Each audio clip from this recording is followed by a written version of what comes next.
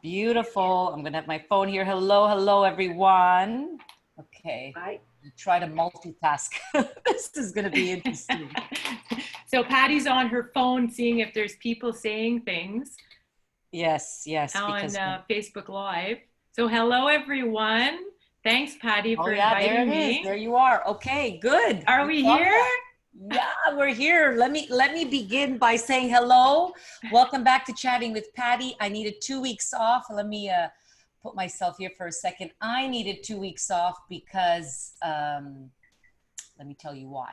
Because I was just doing some renovations and I needed to declutter and I needed to, hi Alicia, and I needed to organize and do a bunch of stuff and I didn't want any distractions. And so this is what happened. Patty took over and decided to take some time off to do that. And then here we are again, all of us together, back to Chatting with Patty. So we have a nice big group. And my guest today is, let me talk to you about her first. Let me tell you, she's a dear personal friend of mine. Let me give you a little bit about her background, and then she's going to take it away. And if along the way you have questions about her topic, which is going to be about living a more green life, please message it on the chat and at different times, and we'll ask Jen about it. So Jennifer Lynn Walker, also known as Jolly Green Jenn, she is her true, I say her true, the way she makes her money, her real job is through real estate. She's been doing that for 15 years, but her passion and heart is in, being, is about the planet, is about, in whatever way possible to help heal and save the life of the planet Earth. And she really, truly lives by this. She doesn't just talk about it. She lives by this motto of really having full reverence for the planet. And I'll give you some examples because I get to hang out with her on a regular basis.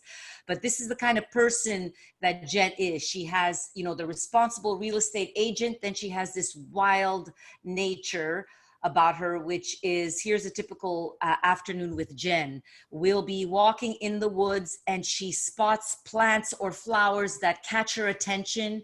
She gets off her bike, crouches down, is taking pictures, is smelling them, and finding out everything there is to know about the purpose of this plant. And if it is edible, you can bet she's eating it and then trying to convince me to do the same. And I've only done that with berries, but not with anything else. When, she hasn't convinced me to go there yet, but with berries, I'll do it. Although I did see a movie, Into the Wild or something, and I wasn't crazy. Didn't he eat berries and he killed them? But anyways, that's a thought that went to mind for me. I'm just saying. And then she will take out a chainsaw and create a bookshelf of repurposed wood and bricks that she found in the street, never pays a penny for anything if she could avoid to using anything secondhand. And then she creates this artsy, cool looking bookshelf that people will probably pay a fortune for. We'll be walking in nature, and if she sees a tree and, oh my God, this is the perfect kind of leaves that we can create natural cleaning products in the house. So she grabs the leaves, tucks it in her backpack and goes home and starts doing all kinds of concoction. And she goes, look, Patty, I have my cleaning product for the next month. So this is who she is. And so I knew that people need to find out about Jen just because she's cool and fun. And she can share with us a little bit about today's topic, which is our superpower. And she'll be talking about our superpower, which is inevitably our purchase power. So first, let me welcome, I'm going to pin you, Jen, welcome. I feel like I should go. Okay, that was great. Thanks. Great intro, Patty. I wasn't expecting that. Oh, it's true. This is who you are. This is what I love about you. So before we go into your actual topic, I would like to, maybe you can share, because sometimes to be who you are seems like there's no way I can ever do this, but I'd be curious about your journey. How did you become this person that you are? Because you are, real estate agent by day and this other person on weekends and by night. So maybe you can tell us a little bit about your journey. So when I was 25, I moved to Nelson, BC, which is this really cool hippie town.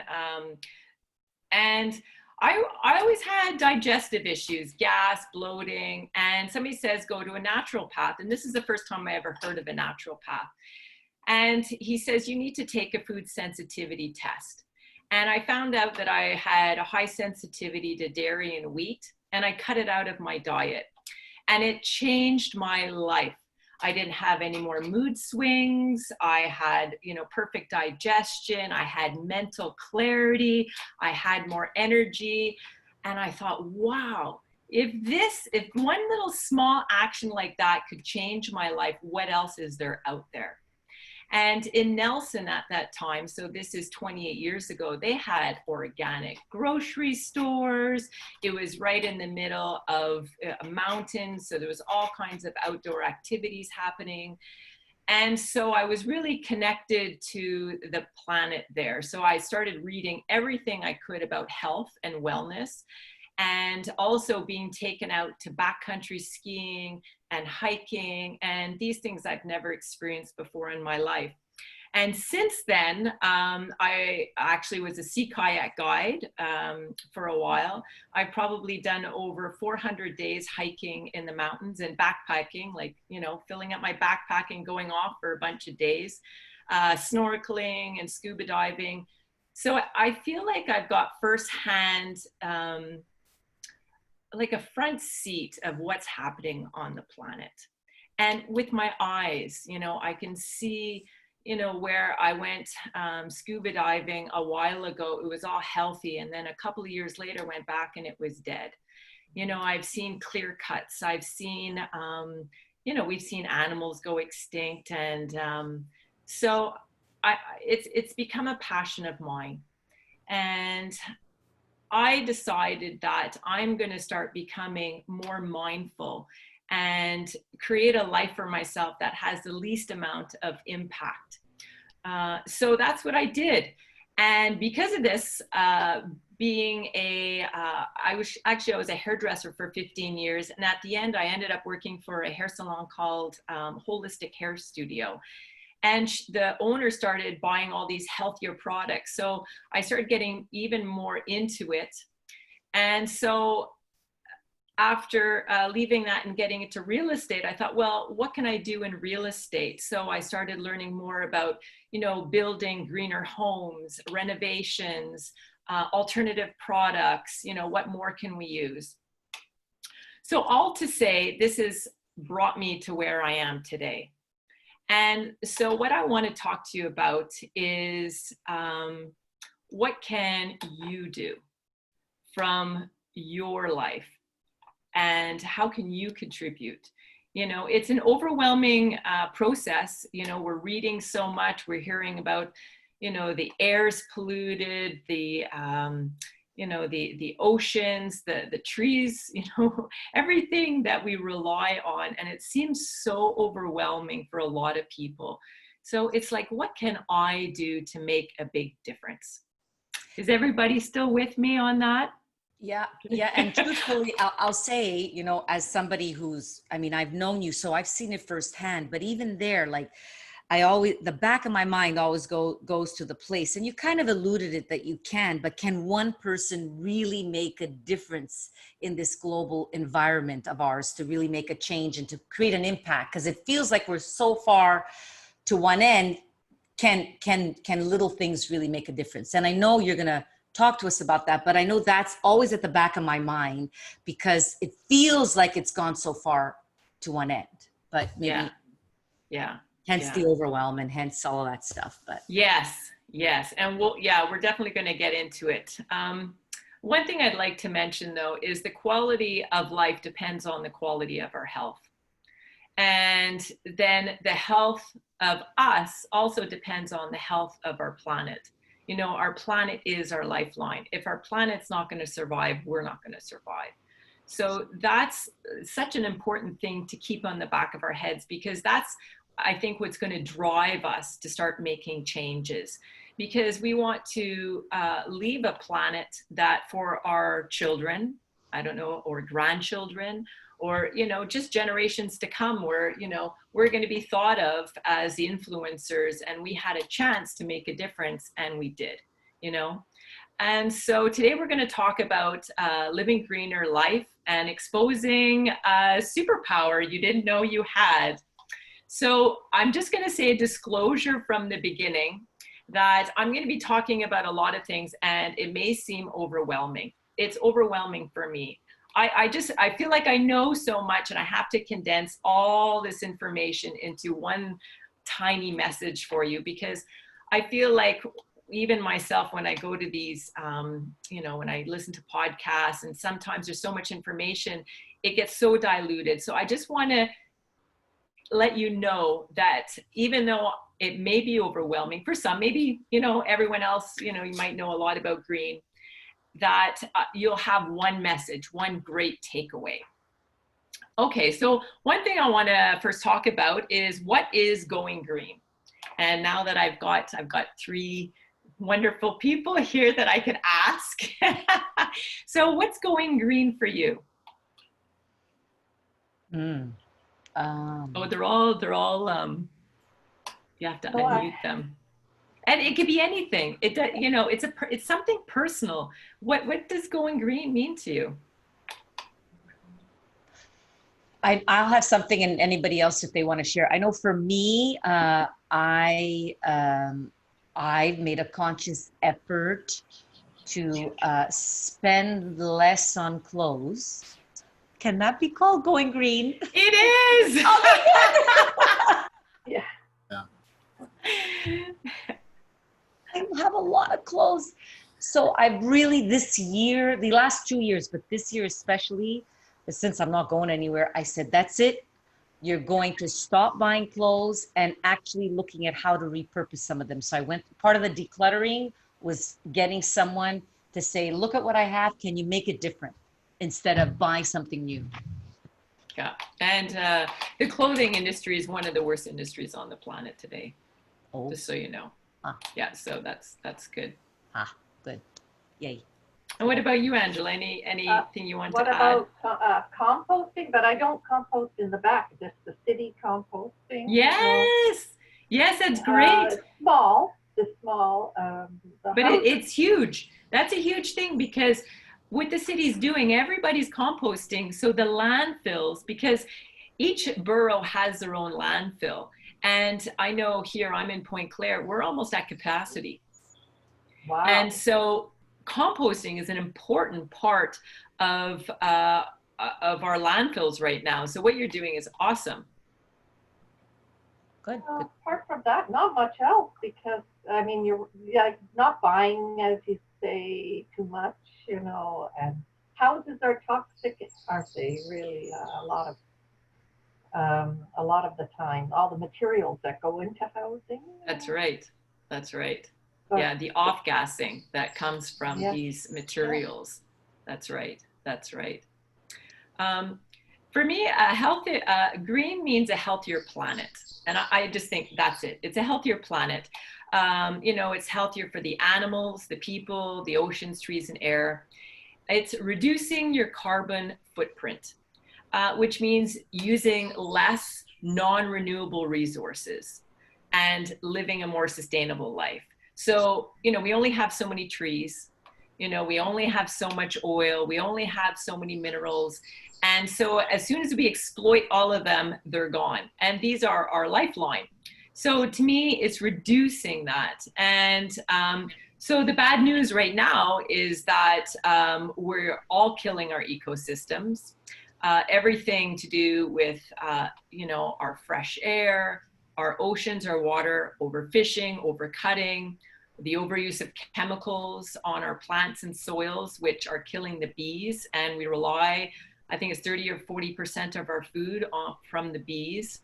Carbon monoxide, the factory gases. And the bad news is that we are directly linked to the planet. We rely on a healthy planet to have healthy bodies.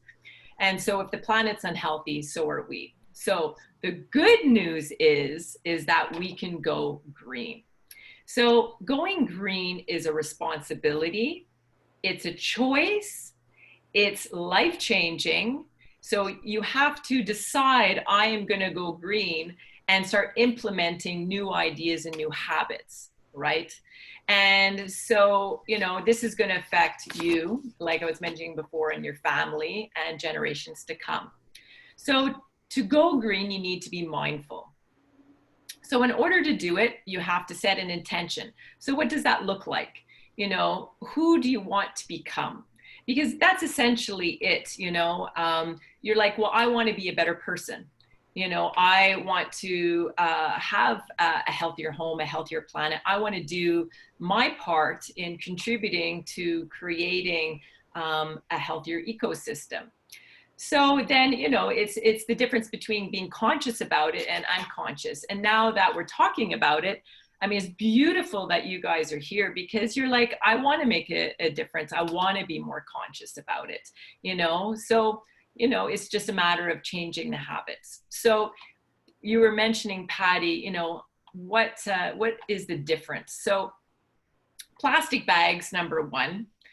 We've seen all the pictures. I don't have to go over. We've seen the oceans. You know, we've seen these floating islands of plastic. We've seen the turtles with the straws and, you know, wrapped. And, you know, it's, I think, what is the, I do have a stat here. It's something like, I'll get to the stat. It's 1 million seabirds and mammals die each year from plastic ingestion and entanglement. So just right away, reducing just the plastic bags alone. So bringing your grocery bags, reducing eating meat. So to make one burger, it takes 660 gallons of water with just one burger. So that's like a family of 4. That's 2,700 liters of water for 4 burgers.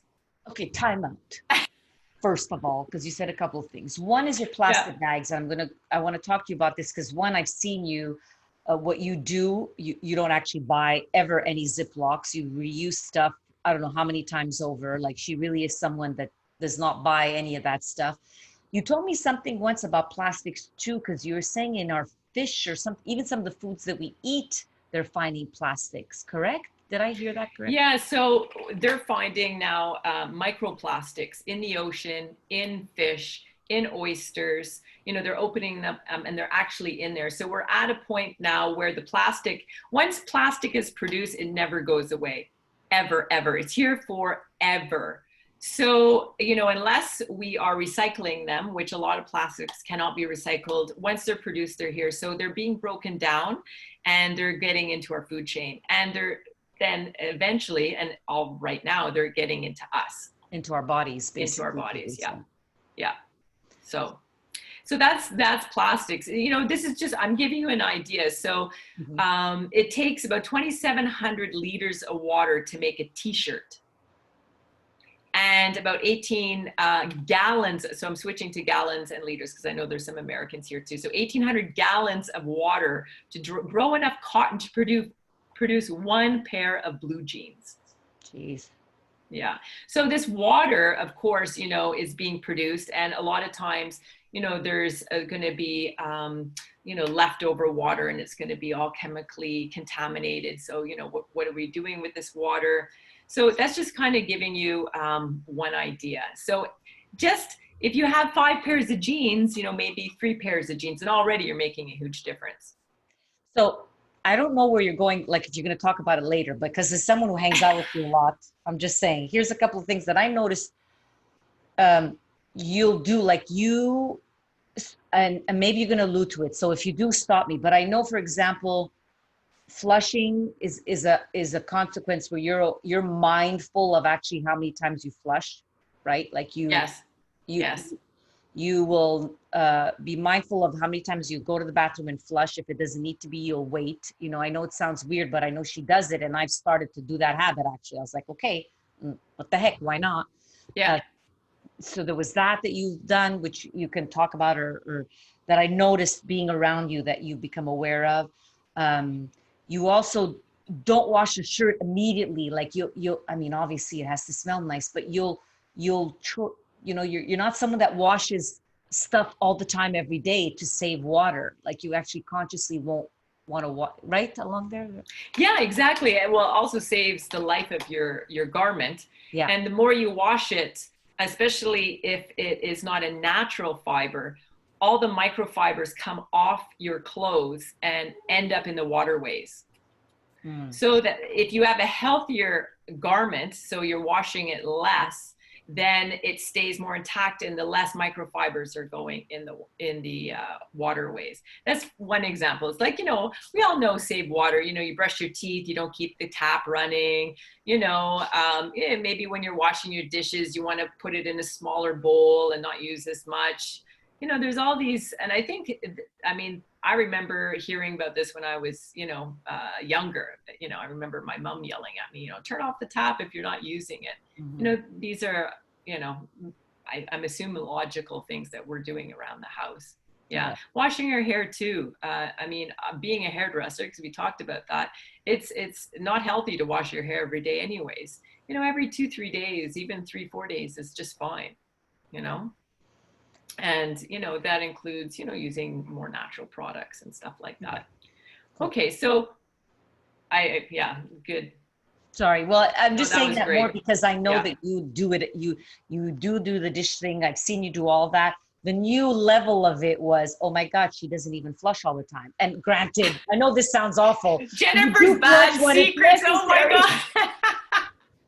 You do flush when it's necessary, but you're actually conscious. So I just thought, oh, okay, I could do that. I mean, it's, you know, it's not like I have 10 people living with me, you know what I mean? And even whatever. So I just wanted to say that, whether some people think it's weird or not, but I thought it was important. Well, Angela just said she uses a clothesline and rarely the dryer. Yeah, exactly. Because you're saving energy. That's great. That's great. Yeah. The thing is that we're all human, you know, and a lot of us have busy lives. A lot, you know, there's people with kids and we're so busy and it's like, oh, I don't have time for that. I want something easy. I want something quick. And a lot of times we're in this habit, and I'm not judging anyone. I'm not. And I try not even to judge myself because I can be quite a hypocrite. You know, if I was so green, I'd be living in a teepee up in the mountains foraging for my life. But that's not realistic. You know, we're all here to be real. And so it's just, you know, picking up habits along the way that, you know, goes with your lifestyle and it makes sense for you. And to start getting away with the cheap and easy and getting more into healthy and quality, you know? So, you know, this is a challenge for me too. I'm always challenging myself. And yeah, sure, it's easy to go in the store and just grab something, but you know, we're trying to be more mindful now. You know, this is a new age. We know this is a new age. You know, we're all, you know, trying to create a healthier body. And for us to keep it healthy, we need a healthy planet. I mean, it's just 1 + 1, right? Does anybody have any questions before I get into the next portion? No, I have some more comments, but I'll wait. Of course you do. I love that. Okay, so creating a good habit 1 step at a time. Okay, so this is where your superpower comes in. So your superpower is your purchase power. And I'm going to show you how to be influencers. So how this all works is the corporations make the products to put on the shelves. And how we buy is what they're going to produce. So if you keep on buying one product, they're going to think that product is hot and they're going to just keep on making that product. If you want them to start making new products, start buying other products. So instead of going to the store and buy your regular, say, chemically created dish soap, start buying a more healthy alternative.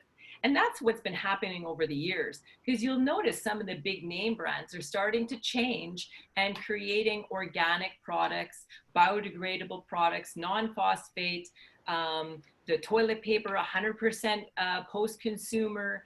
So the companies know that people are willing to buy them. And so this is your superpower, is to start buying products that are more consciously aligned with the planet and with health.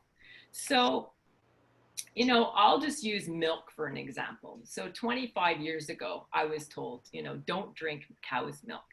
And luckily I was living in BC and there was rice milk and soy milk. That was the first thing on the shelves. And we've walked down those shelves. And before it was just like one little square and you've got 2 products and that's it. Now we go and there's like a whole aisle of alternative milk products. And then the latest, hottest thing was almond milk. You know, it just tasted better, it was creamier, and everybody wanted this almond milk. And then all of a sudden last year, oat milk came on the market. And people are like, oat milk, what's that? Well, oat milk is the most sustainable alternative milk that you can buy. And it can be produced locally, right? Because it's oat, it's a grain. And it's the most environmental, it's the easiest impact on the land. Whereas almonds, first of all, just take a lot of bees and take a lot more water. So it has a bigger footprint. So all of a sudden, people are hearing this, it's creamier, it tastes better, but they're also hearing, oh, it's more environmental. So now when you go, oat milk has the biggest presence because people are starting to buy it. So that's how we're starting to shift our purchasing. So this is your purchase power. So keep buying those products. So one thing I want to teach you is how to buy and how to shop, the action steps to take. So this is what I do. This is coming from 28 years of experience. This is what I do. So when I go, I'll pick up a product. It's in my hand. And then I ask myself, do I really need this product? It could be anything, you know, anything at all. Do I really need this product? Ask yourself. I mean, food might be a bit different, but I still use this philosophy. So I ask myself, I know, is this going to bring value to my life? Does it spark joy? You know, there's this book out, you know, Spark Joy. You know, we end up with so much clutter and they ask to declutter. And that's always the question, does it spark joy? You're about to buy it. You're about to spend your hard-earned money. We all work our asses off, you know, and money is labor. And, you know, we don't want to spend our lives working hard. So, you know, let's be conscious about where we're putting our dollars. So you've got the product in your hand. Do I really need it?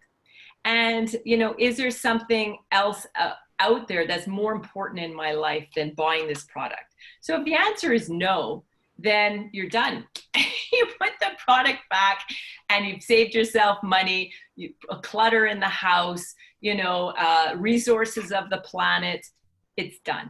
But what happens if your answer is yes? So the first question I ask myself is, can I borrow it? Oh, go ahead, Patty. No, that's, well, I was just going to ask you that, but I'll let you finish and then I'll tell you. I'll just okay. Yeah, okay, keep that. So yes, you want to buy it, great. So then I ask myself, can I borrow it? You know, is it a dress that I'm buying for one party? Can I borrow a dress from a friend? Books, library, tools, you know, anything. Can I borrow it? You know, and I mean, you can start thinking about all kinds of other things that you can borrow. Can you make it? And a card, you know, you go to, it's like $6 for a Hallmark card now. And a lot of them aren't made on recycled paper. Can you make a card? And then ask yourself, and this, I love this question. This is my go-to passion. Can I buy it secondhand? And so let's get into secondhand. What are the benefits of buying secondhand? save money. No, and on that note, I'm going to tell you something else before we go into secondhand.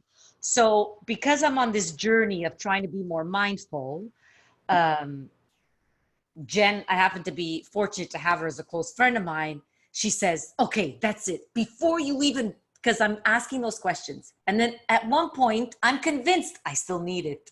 I'm convinced because it's now become like a habit, drug, whatever, right? So I'm catching myself. I'm in this addictive behavior. She says, call me, text me, do not buy it. And then she goes through this question process. She really does. She goes, do you really need it? If you think you do, wait a week. And if you still feel the same way, I'm going to ask you a few more questions. And literally it worked because then I wrote it down on my calendar in 1 week. Check this out, call Jen. And I was like, I really didn't need it. But the addiction to really say, but I gave her every reason why I needed it. And she just let me talk. And then she said, wait a week. What's one more week? And if you still feel the same way, we'll talk some more. I mean, that simple waiting a week was huge for me because I've never done that. I'm a complete impulse buyer like that. If I want it, I take it now. I have a problem. I do. But so having that waiting period, because it's still going to be there in a week from now, allows me to kind of really, so that's one, is allows me to pause on anything. So I'm doing that now with everything, because you called me on my BS, bullshit, Patty, wait a week. And then the other thing that you really do a lot is you're always looking at where you can get it for free first, because you like things. You don't deprive yourself of having something, but No. you'll always look. Never, like, at first I thought, but I have to deprive myself from wanting this nice thing. And you're like, no way, I never deprive myself of anything. Her house is filled with cool looking things that she either got for free or a lot cheaper. So then I start to look at places where I can get secondhand, which I never did, ever. But seeing things that you have that I liked, I was like, where'd you get that? Oh, she goes, I got it off the street. I said, what do you mean you got it? Yeah. And then I cleaned it up and I did this and I did that, brand new furniture. And literally she didn't pay so I'm saying this because I know you really live by this, but the step of having someone, like for me, I needed you to tell me, call me, don't do it, because I recognize my impulse is so strong that I needed a lifeline of a friend to say, call me before you do it. So I just want to say that. I'm so happy you mentioned that. Putting it in your calendar a week from now is a great idea. That was your It idea. Really is. It really is. And so I have to do a disclosure about secondhand stores. I started buying secondhand stores, shopping in them when I was 17. And they were old lady owned. Everything was squished in. They were dusty and full of dust mites. Now it's not like that. I mean, they're organized, they're clean, and I know they're clean because I'm allergic to dust. And when I used to go to secondhand stores, I used to bring a face cloth in a bag to wipe my hands after, but now it's fine. There's garage sale, Kijiji, Craigslist, Laypack, and appliances. You can go spend 10 grand appliances. You can get beautiful secondhand appliances for a year old for a fraction of the price, just for an example, right? So let's talk about the benefits of secondhand. So clothes, we were talking about the pollution before, right? And so they use less resources, less pollution. And also too, you may not know this, they put chemicals on clothes like flame retardant. I know couches, a lot of fabric for furniture, upholstery has flame retardant, and even clothes like baby pajamas and stuff like that, they have flame retardant on it. So, things like that. Things for your home, if you buy anything that's not natural, like vinyl off gases. So anything secondhand is mostly probably done all of its off-gassing. So when you bring it into your home, all this off-gassing, the chemicals that you're breathing in, whether it's off-gassing, we can even get into, say, cleaning products, whatever it is, right? They're hormone disruptors. The most important thing in our body is the production of hormones for our brain health, for our body health, and the off-gassing disrupts this hormone, right? So without the hormones, you can get incredibly depressed, right? So already these products are off-gassed. And also 10.5 million tons of garbage ends up in the landfills every year. This is a stat from the United States. 10.5 million tons of annual garbage is in the landfills. So buying secondhand stops products from going in the landfills. And then also too, if you're buying secondhand, it's not being made, so the less exploitive work conditions, maybe child labor, things like that. And I believe that to me is going green as well. So, and there's other benefits too, but that's to me one of the top ones. Does anybody have any questions about secondhand? Does anybody here, do you guys shop secondhand at all? Yeah? I started. A little bit? Well, Oh, a lot, yeah. Yeah? Well, that's great. Well, a lot of people don't like the idea of having somebody else's. And so, for me, there's some things I don't buy secondhand, and that's okay. That's okay. Like, I don't buy underwear secondhand, you know. Oh, They have it at the stores. I don't buy socks secondhand. no, I have had no. girlfriends give me underwear secondhand that they haven't used much, but they've grown out of, you know, but you wash them. You just wash them, right? Right. I mean, I could do a whole, like a sitcom on secondhand. Okay, so that was our last question. Can you buy it secondhand? And if the answer is no, or you don't want to, so now you've got the product in your hand or in your mind because you're thinking about buying it. Now, these are the questions you ask yourself. So you read the ingredients. If it's food, maybe it's a piece of clothing, you know, and it's all polyester, it's all plastic, right? And you know, plastic is going to break down, end up in our oceans. It takes a lot of energy. It's to produce it. You know, is it an all natural product? The ingredients in food, can you read it? Are they natural? Or is there additives in there that you don't want, chemicals that you don't want in your body? You know, there are probably over 1,000 chemicals minimum in each one of our bodies right now, easily. And this is a new phase that we're entering in our lives. And we don't know one, you know, got one chemical, two chemicals. Now we've got so many, we don't know how they're playing against each other. But we know autism is on the rise. You know, there's lots of health problems, birth defects, and, you know, there's a lot of studies that has to do with all these chemicals. So read the ingredients that's on there. And the next question is, well, okay, so I'm going to backtrack. So once you read the ingredients and you don't want it, you think to yourself, is there somewhere else I can get this product that's healthier? You know, Loblaws or some of the big grocery stores have health sections now. We have huge grocery stores in the States and in Canada that's all health food. You know, and online, there's tons of, you know, clothes that you can buy local, you know, so there's lots of, you know, products like that. So, you know, anything that you put on your skin is going to be absorbed into your skin. Anything you're eating, it's going to be in all your waterways and blood work inside your body, in your brain. It's shaping your brain. So, you know, so that's one of the questions. The next question is, where is it going to be in a year's time from now? Is this a product you're going to have for the rest of your life?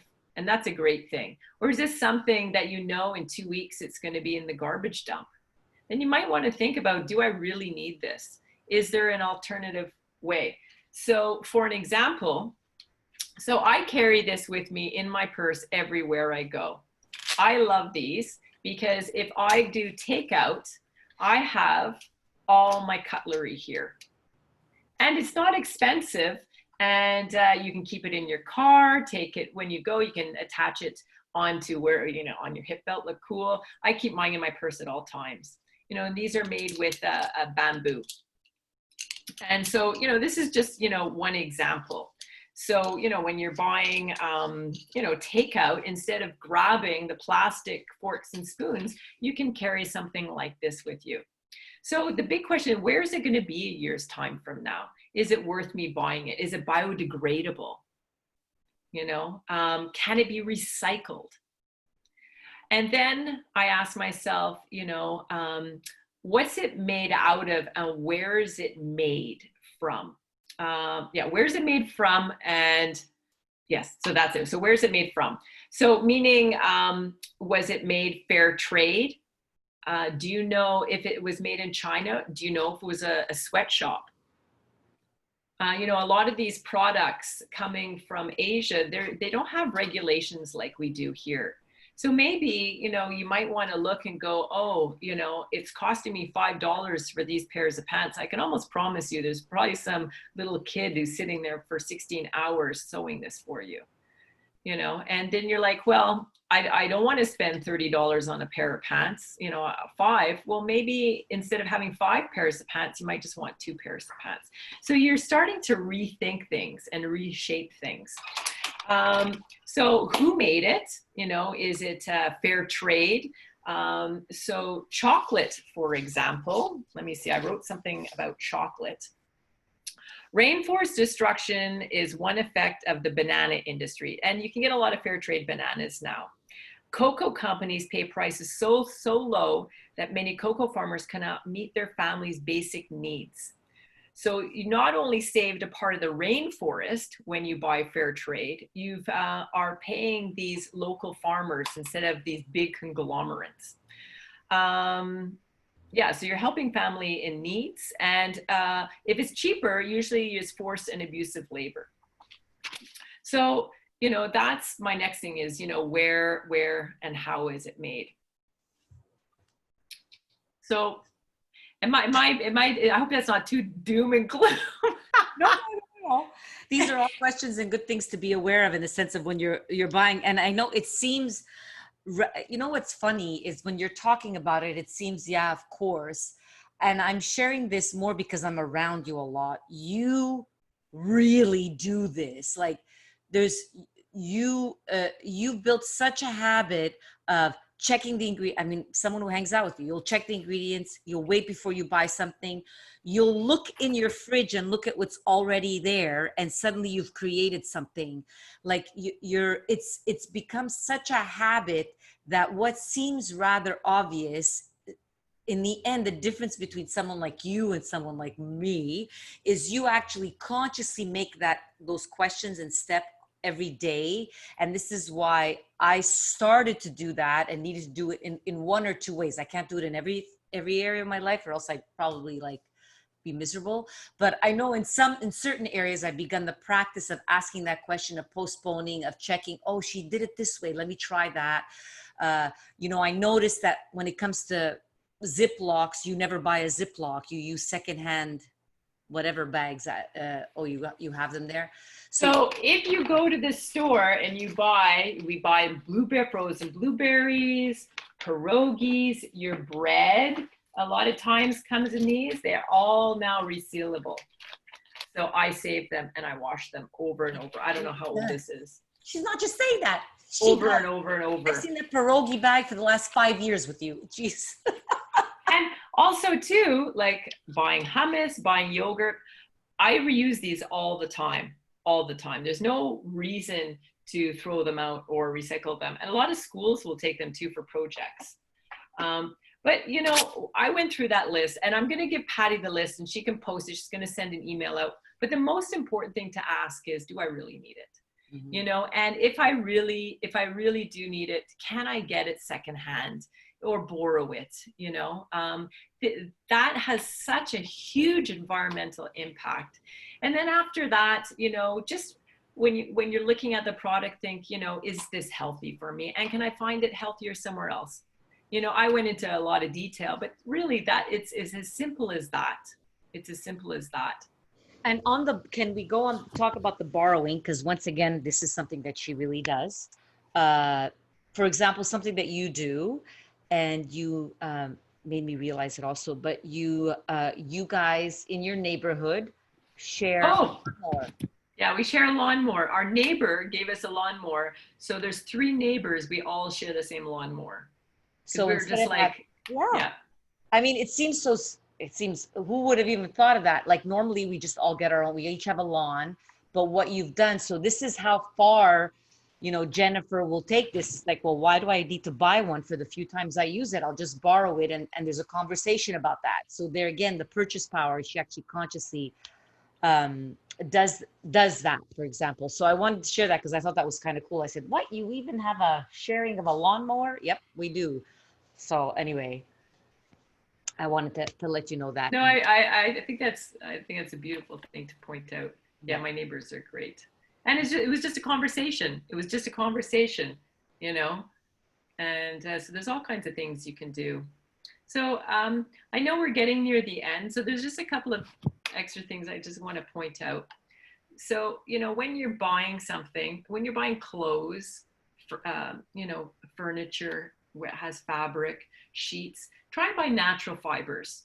You know, there's all kinds of bamboo products now, hemp products. You can get organic cotton, you know, linen, you know, anything that's more natural. It's more harmonious all around. Buying local.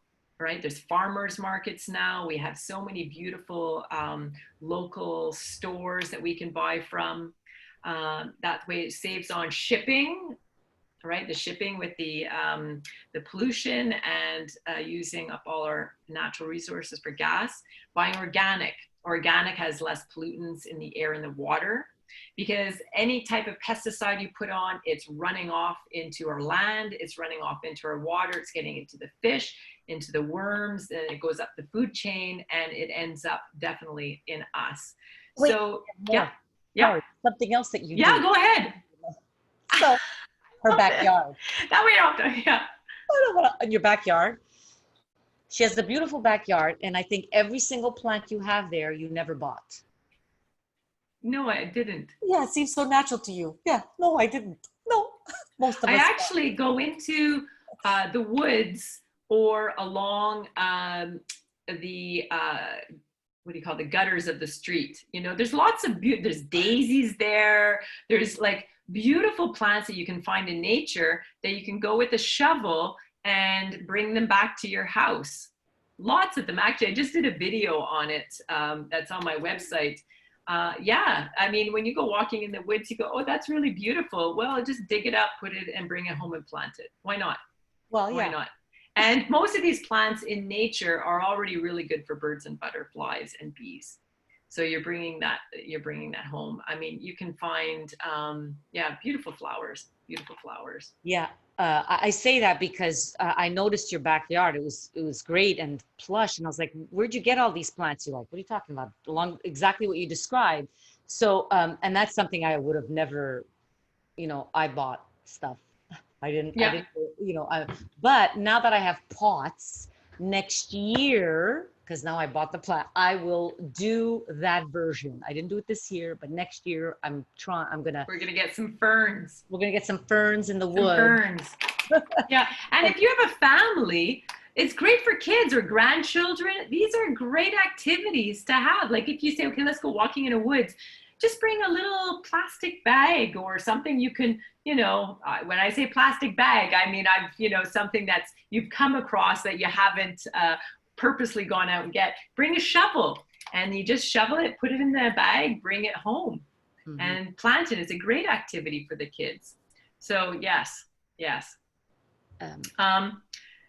So for paper, anything that is 100% post-consumer, FSC wood products. It's a stamp that we have. I don't know if I'm sure you have something in the States, but in Canada where it's selective logging, it's not clear cut, it's a lot more healthier for our forests. Biodegradable, buying products that are that will biodegrade and not harm our waterways, and also recycling. Even though I know in Canada about 10% of what we put in our recycling bin is actually recycled. I don't know if you knew that or not. It's pretty horrendous. I'm sure it's probably similar in the States.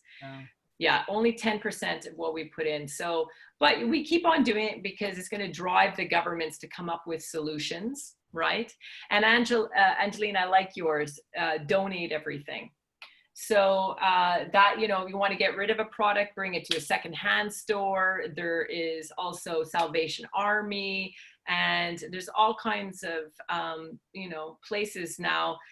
There's groups on Facebook where people have had fires or immigrants coming in where they need furniture, and so donating is such a beautiful charitable thing to do as well. So it's opening up your heart. So who knew going green is going to be opening up your heart as well? Buying in bulk instead of getting, if somebody's buying juice boxes, buy a big thing of juice and pour it in a container, when you're making kids lunches or your lunch where, for work. Buying in bulk is great. The more the merrier. And then avoiding plastic, any type of plastic, because once it's produced, it just does not go away. So what are some great eco habits? And I just made a quick little list.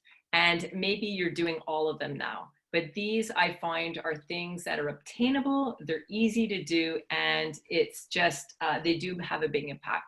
So carry a reusable mug.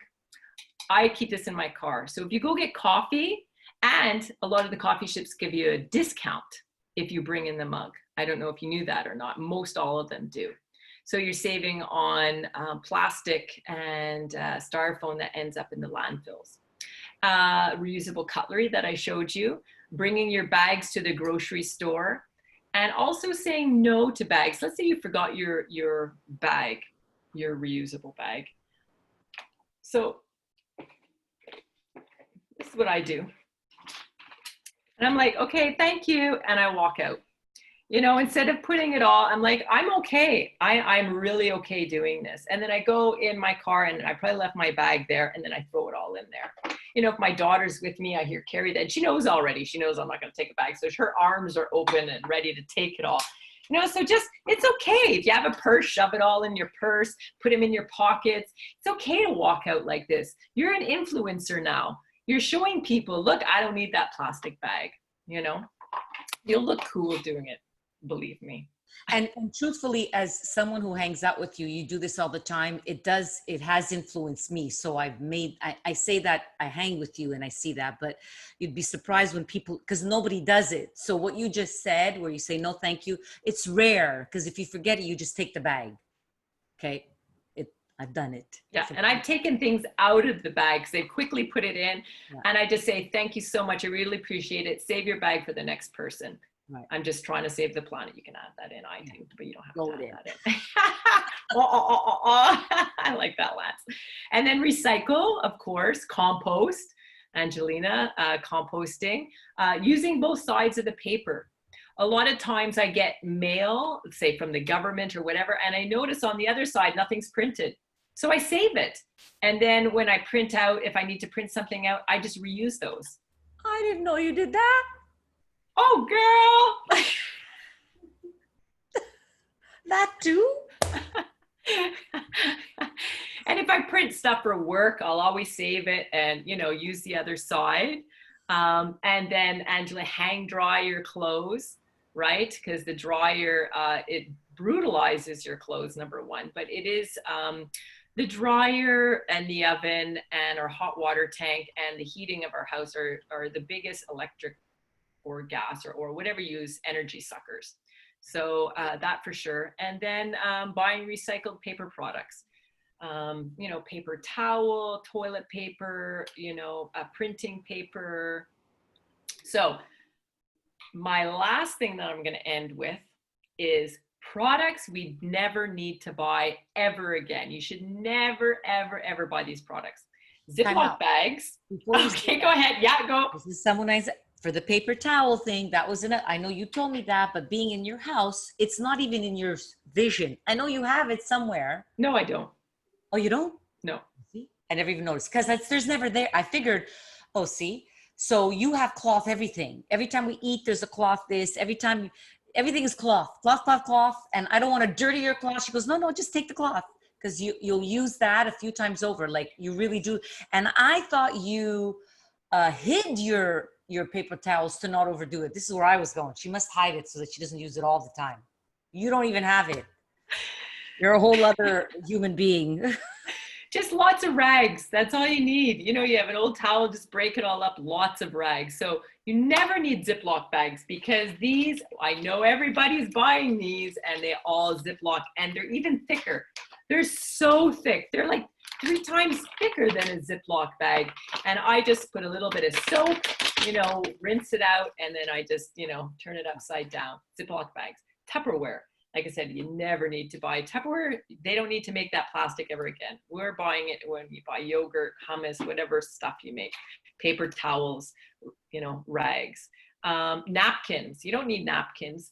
Just, you know, I use my sewing machine and I made about 20 of them. But, you know, you can get them anywhere. Secondhand stores, all kinds of like, you know, estate sales. That are just tons, you know, because we used to use them all the time. There was never, you know, paper napkins. So, and they're classier. You have people over, you're like, oh, here's a napkin. They're like, oh, la, la, you know, that's really nice.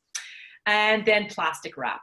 You never ever need plastic wrap. And, you know, because you can just put them in your bags. And they also, I forgot to bring it out, they now make these cloths that they paint on wax.